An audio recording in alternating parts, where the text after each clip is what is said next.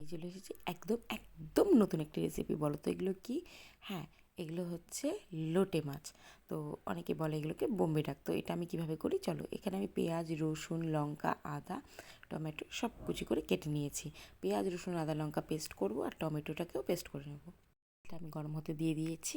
এর মধ্যে আমি পেঁয়াজ আর কিছুটা টমেটো কুচি করে দিয়ে দেবো।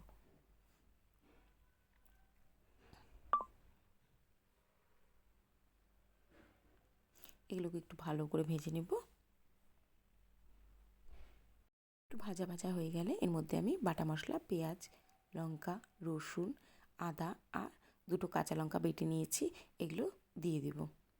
একটা টমেটোও আছে। এটাকে আমি ভালো করে এবার কষিয়ে নেব।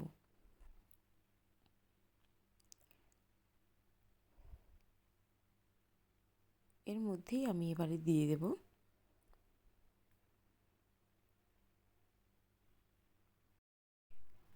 এটা ভালো করে কষে গেছে। আমি এর মধ্যে দিয়ে দেব লবণ, স্বাদ মতন হলুদ, একটু মিষ্টি কিন্তু আমি দিয়েছি, লঙ্কার গুঁড়ো, জিরের গুঁড়ো আর ধনের গুঁড়ো, এগুলো আমি স্বাদ অনুযায়ী দিয়েছি।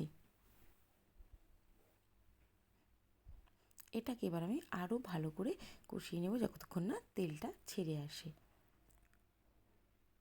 আর লোটে মাছগুলোকে আমি লবণ হলুদ দিয়ে মাখিয়ে নেব। দেখো এটার মধ্যে আমি একটু লঙ্কাও কুচি কুচি করে দিয়ে দিয়েছি যাতে ঝালটা হয়। আর আমি কিন্তু টোটালটাই কাঁচা লঙ্কাতে রান্না করেছি।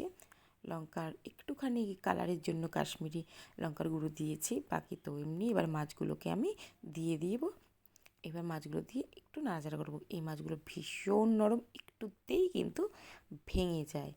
তো আমি মাছগুলো দিয়ে একটু ভালো করে সাঁতলে নেব, তাতে কি মাছগুলোর গায়ে সব মশলাগুলো লেগে যায়। আমি মাছগুলো দিয়ে এটাকে ঢাকা দিয়ে দিচ্ছি।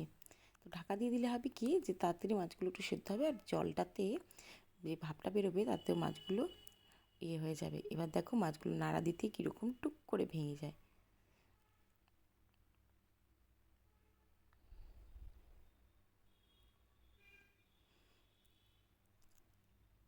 দেখো মাছগুলো কীরকম ভেঙে যাচ্ছে।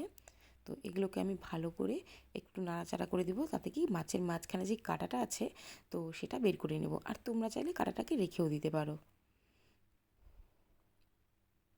এবার এইভাবে করে আমি সব কাঁটাগুলোকে বের করে নেব। কাঁটাগুলোকে এইভাবে মাছের থেকে বের করে নিয়ে আসছি। আর মাছটাও দেখো জল ছেড়ে তেল ছাড়তে শুরু করে দিয়েছে। একদম কষে গেলে একদমটা কষে যাবে এবং তেলটা পুরোটাই ছেড়ে দেবে এবং কালারটা অনেকটা চেঞ্জ হয়ে আসবে। এটা খেতে কিন্তু দারুণ হয়েছিল। এটা প্রথমবারই আমি করেছিলাম। অনেক দিনের ইচ্ছে ছিল যে আমি লোটে মাছ খাবো। আমার ভীষণ ভালো লেগেছিলো মেলার সময় আমি লোটে মাছের পকোড়া খেতে গিয়ে। তো যাই হোক, দেখো এটার থেকে প্রচুর তেল ছাড়তে শুরু করেছে। তেলও কিন্তু আমি খুব একটা বেশি দিইনি। তো তেল দিয়েছি যতটুকু পরিমাণ দরকার ততটুকু, তোমরা চাইলে বেশি আরও বেশি করে তেল দিতে পারো। তো দেখো কি সুন্দর হয়েছে। দেখো এটা আমি প্লেটে সার্ভ করে দিয়েছি।